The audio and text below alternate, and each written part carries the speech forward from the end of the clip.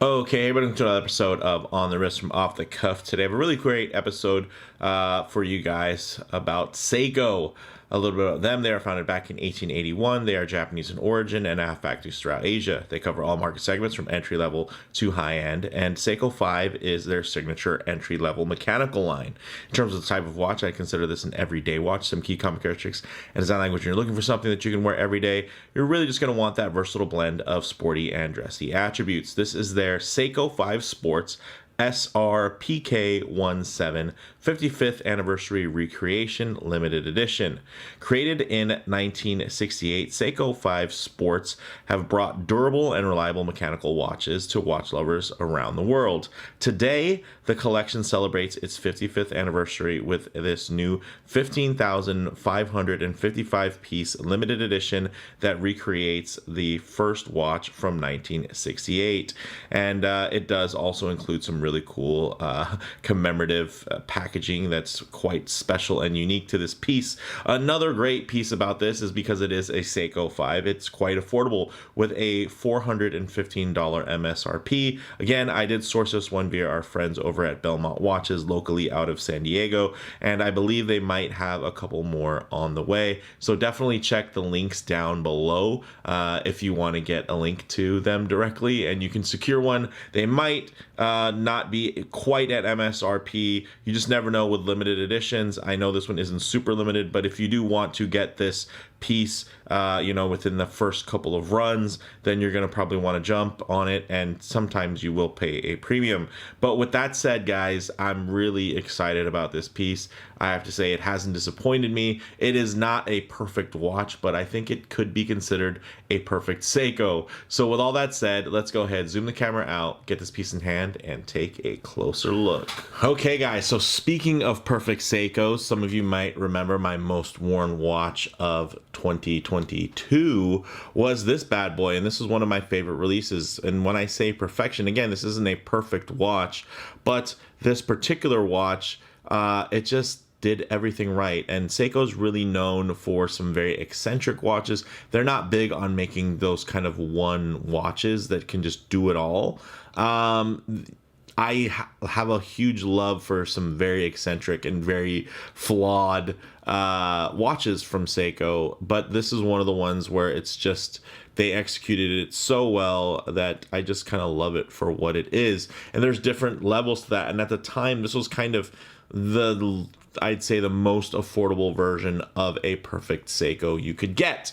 Then you kind of get into, hey, when you start getting into the big leagues, there's a long time grail for me. Now, this SLA017, again, kind of a perfect Seiko, really beautifully done. Not really much you'd want to change about it, because it would probably make it less Seiko if you did change much on it. And before everybody jumps into the comments and asks about the SJE093 release, I'm excited about it. I think the best part is the new movement that's there. Of course, for those of you that know, the 6L movement came from the 4L family, which was in high-end Seikos and even Creedors for quite some time. So I don't look down upon that movement at all. I'm excited to see hopefully a premium rendition of the Slim Turtle with one of those new 6L movements once available. I love this piece. I love the 8L movement. It's doing everything it needs to for me, but also a reissue, right? And we have another reissue, but just at a very different scale, right? You're getting, this was like a 2,000 unit run, and this is a 15,000 unit run, and that is absolutely because Seiko knew that 2,000, there wouldn't be much more than 2,000 people that would be willing to pay MSRP for this, which back in 2017 was like $3,400.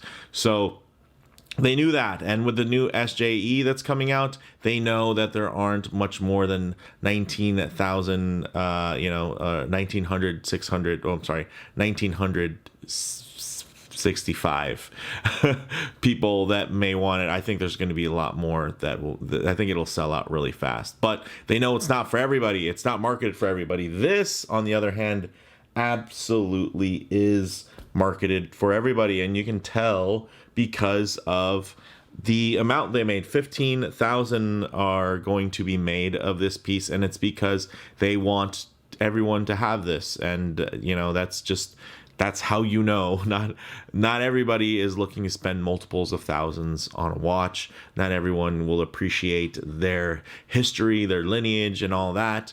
You know, not everybody will appreciate the extra level of finishing, you know, or the materials. Some people are fine with something a lot more simple, and I think this does a really great job. Again, it's not perfect. We'll talk about some of the things that you know, aren't perfect on it, but you know, at the end of the day, I probably still wouldn't change, just because it kind of is what makes it a Seiko, right? And at least within the fact that they really were trying to be as faithful as possible to this reissue. This isn't a reimagining. It's absolutely a reissue or a recreation. But you can see very similar lines here, guys, to this lovely slim turtle. Check that out. Actually shorter lug to lug, but there's definitely some iconic lines that are being shared here. And I dig that. And that's one of the reasons, again, I was really excited about this piece when I first kind of heard about it. And I'm, you know, even more jazzed now that I have it in hand in the metal. So with that long intro out of the way, let's get into the details. 39 millimeter diameter, and there is a little bit of bezel overhang. I measure that at 39.3, and it definitely is 12.5 millimeters thick, which isn't bad at all, especially with the way that the curvature and the lines go, the undercutting. You can see that mid case line is very, very slender, and then of course there's quite a bit of case back, but a lot of it will be sunken into your wrist quite nicely. And then the lug to lug is actually, I got 42.8, and I believe they measure it at about 43.1, so a little bit smaller than advertised, and that even works out better to really shrink this thing down on the wrist. It is mostly polished with some nice brushing on there. Then we get into the crystal. It is a single curved hardlex, so when you do have it at a very harsh angle, you can see there's going to be a bit of distortion there, so there'll be a bit of visual play for some of you, and for some of you, you're just going to be like, I don't really like that. But the good news is, again, quite legible at a harsh angle. It's really only when you get into this range where it's going to you know, distort and kind of block your visibility. Now, this bezel, although it is a, you know, 60-minute counter style, it is bidirectional friction fit, which, you know, back in the day, that's even how the dive watches were before they could create the ratcheting system. So that is definitely very nice, and it's not overly loose. It actually holds in really tight, so I'm not going to accidentally scoot this over, even if, let's say, I'm giving it a quick little wipe. And the nice thing is, every one of these you're going to buy, you'll be able to align perfectly because there are no clicks to stop you. So hey, there you go. Seiko solving its own problems. So getting into, also the insert is aluminum, which you should expect. But a nice thing is they do have a shielded lume pip at 12, which I absolutely appreciate and adore. And I wish more brands did shield those lume pips. Now, getting into the movement, although you cannot see it, it has a 4R36, and it has this really cool retro throwback case back, similar, of course, similar era, and the fact that it's also a reissue that you would see here. So you can see old school style. This one's more etched, versus here you're getting more of well, I would say the other one was probably more like acid etched. This is actually more like metal etched. So I think that looks really cool. Nice throwback, and also keeps things very, very thin because, you know, they're not adding any kind of crazy stamping back there either. So this movement is definitely a workhorse, guys. The 4R36, you know, it's basically a 7S26 with hacking and hand winding. So there you go. 41-hour power reserve, 3 hertz sweep, so 21,600 vibrations per hour beat rate. This dial, very, very handsome. You're going to see those raised indices, which do have polished surrounds, but the Lume themselves really just covers most of the real estate on there. So you're probably hardly even able to notice that these actually do have polished surrounds on the indices, but they are there. Matte black dial, you're getting that day date at 3 o'clock. With a nice black wheel, which integrates really beautifully. And then, of course, that well-defined and really cool shape there to that gorgeous frame on that day date complication. You can see, typical Seiko fashion. You're going to have the more matted date and then the more glossy day. Also, 10 bar or 100 meters of water resistance, and with this tidy little recessed crown, I don't think you're gonna have to worry about leaving your crown out, because you're gonna really know, because you're definitely gonna be working with this. Again, faithful reissue, that's something right there that let's bring it up, right? The crown is quite small, but you can shake it up. But when it comes to manipulating or winding, manipulating isn't as bad, but winding, of course, it's going to be in that first position. It's not like it's a screw down crown, so you don't get to you don't get to pop it out. You just kind of have to wind it like this, which is going to be not fun. So you probably rather just shake it up or just wind it enough to get it going, and then just wear it. Definitely, right? Let's get that out of the way. The bracelet, it looks really great. It's not the best articulating in terms of its articulation, guys. It wants to be more this shape. Do you see how tall it is? And I have a really round wrist, so you would think that would work well for me, but it's going to want to hold and pinch you on the sides. So if you have a flat wrist, it will be tough for you to get a fit you're going to like. So I'm just going to warn you guys now. So if you have a very flat wrist, again, it's tough to articulate. Of course, with a bunch of these links taken out, maybe it will work better. But for me, guys, I did notice that it does want to kind of be slimmer up here, and then versus wider. Like if I want to push on this, that's really not going to flex too much outwards. So that's the way it's going to sit. So those are just little, like like Jory would say, or Jody, sorry, moans and niggles, right? So not huge, not deal breakers, but a deal, right? It's not a big deal, but it is a deal. So getting into the lugs, 20 millimeter lugs, drilled lugs, that's great. Push pin construction, definitely friction pin here, guys. There's no collars or anything like that, but they do work pretty well, and I will say the friction pins that they use were quite robust. So with all of that said, and that meaty portion of those details, let's actually get this piece on the wrist and see how it wears. All right, guys, on the wrist, you guys can see it just wears beautifully. Great sweet spot in terms of the sizing, and even the design layout itself with that thicker kind of index there for the 60 minutes.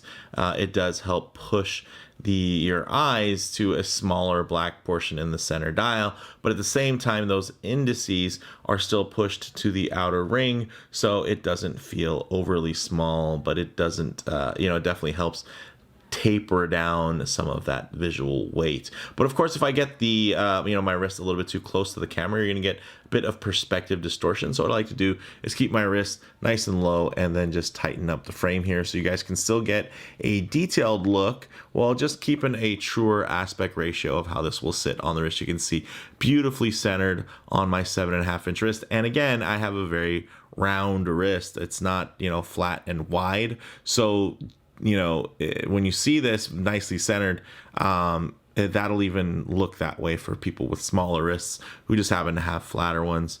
But you can see really beautiful that the brushing on here is quite clean, very, very crisp, guys. And just this is quite a looker. I mean, I love the look. I love the pops of color, the blue, the red, of course, and then even just the monochromatic portions of black and white. Let me give it a quick wipe off of the crystal there. And yes, this is quite a looker. The one thing I did want to mention, stamped clasp, but it does help everything tuck away nicely, and you do get one position in terms of the manual micro adjust on that dual push button. So with that said, let's actually get this piece off the wrist, set up for some loom shots, low light transition, and closing thoughts.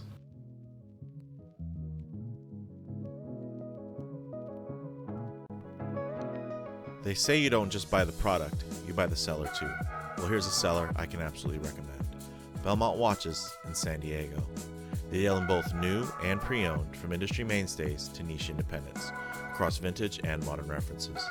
I've personally purchased watches from them, and even had watches serviced and repaired through their local network. Whether you're just browsing current inventory or searching for a special reference, reach out and connect. You never know, they might be able to source the exact model you've been looking for. They drop new models every Thursday and even offer free 2-day shipping on all orders. Check out this amazing one-owner find, a true piece of history equipped with genuine one-off memorabilia personal to the Royal Canadian Air Force pilot who wore it proudly for so many years. You just can't find packages like this via standard retail. It takes real-world industry experience to create an offering like this. And if you're ever local, visiting downtown San Diego, you can check out their selection in person or just stop by and talk shop with some fellow enthusiasts who also happen to be some of the most down-to-earth and knowledgeable guys in the industry. So before your next big purchase, make sure to check out Belmont Watches and tell them Mark sent you. Thanks, guys.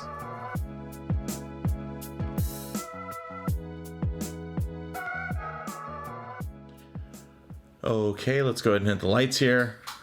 Hey, as you can see, although not a diver, at least not a modern diver by any means, man, it still looks great, and that's what you would expect from Seiko's Lume Bright. So really beautifully done. But one thing I always like to work in is a bit of low light transition, because you're not always going to be out in the middle of a field enjoying direct sunlight.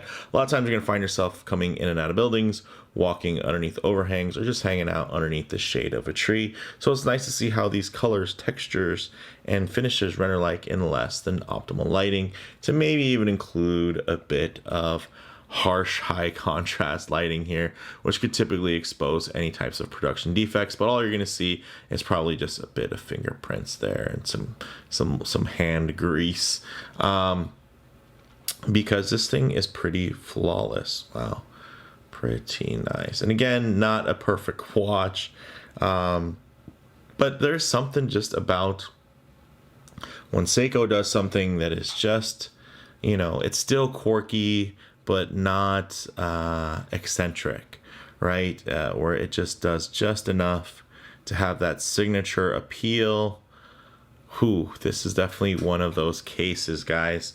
I love it. So closing thoughts, it definitely wears perfectly. Very reminiscent of my modern SPB 317 Slim Turtle you guys saw that I had on there in terms of the dimensions and kind of the style, with an even shorter lug to lug, which makes it even more wearable for smaller wrists. Although, again, I will warn, this bracelet is going to be tough in terms of articulation and really wrapping well around your wrist, depending on the shape of your wrist and the size of your wrist.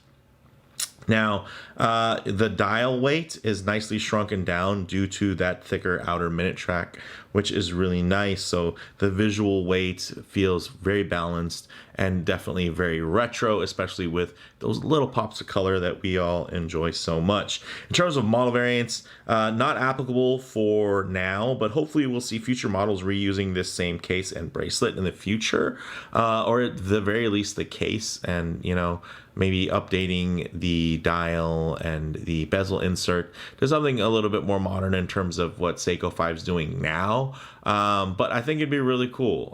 You know, if it also would be great if they bulked up the winding for, you know, with a bigger crown. That would also be wonderful. But I think if they left it like this, kept it more retro, and just, you know, gave us a couple more colors here and there, it could still be a whole lot of fun. And then in terms of comparable models, you know, at just over 15,000 of these, you know, planning to be produced, you know, I'd say they're hardly limited, but they are individually numbered, and once they're gone, which is pretty cool. I mean, I've seen stuff where they do small batches and you don't get individually numbered, like a batch of 15. It'll just say 1 of 15. It won't tell you 2 of 15, 3 of 15. They're all labeled 1 of 15. So the fact that they're doing this for 15,000 references shows that they're really excited. And of course, Seiko 5, they wanted to tie into 5. 5,000 wouldn't have been enough, right? So 15 is the next number with 5 in it that isn't too small or too large, right? So I think that was still smart. I know some people are going to be upset about that, but I think it's more to commemorate the number 5 than it is to keep it just limited, and out of reach, especially when you think about the low number of years a lot of these watches were produced, especially in the early years.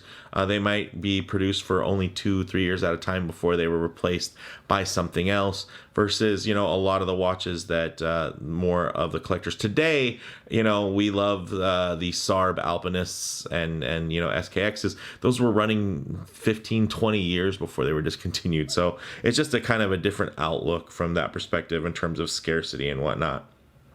So, I mean, for something that's this interesting and desirable, I don't think there's that much competition, even at the full $415 MSRP, or even if you pay a slight markup because you want to secure yourself one sooner. I think it's still worth it. I probably wouldn't want to pay too much more than $500 for this piece.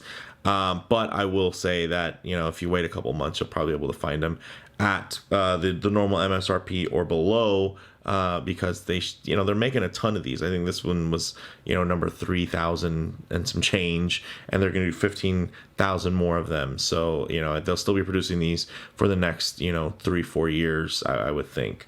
So, bottom line here, guys, going back to even my own personal journey, the Seiko 5 Pepsi Sea Urchin was one of my first Seiko mechanicals. So Seiko 5 do hold a special place in my heart. This reissue, it's for every enthusiast, not just the hardcore Seiko heads.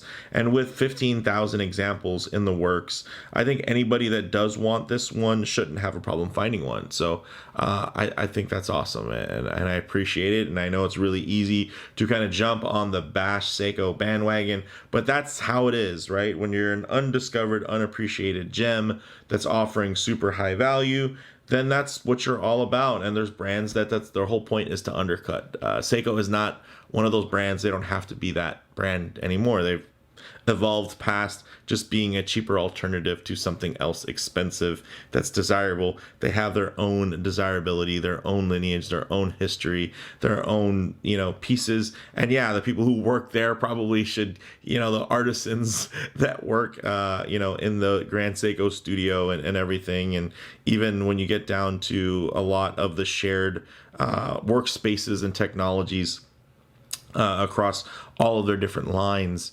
I mean, they're more successful than they've been, and I'd like to see them continue, because they'll keep bringing out cool watches, and I'm excited about that, especially when you can get something this great for under $500. I think that's awesome. So let me know what you guys think in the comments below. If you like the video, please do like, and if you haven't already, please subscribe for more content just like this.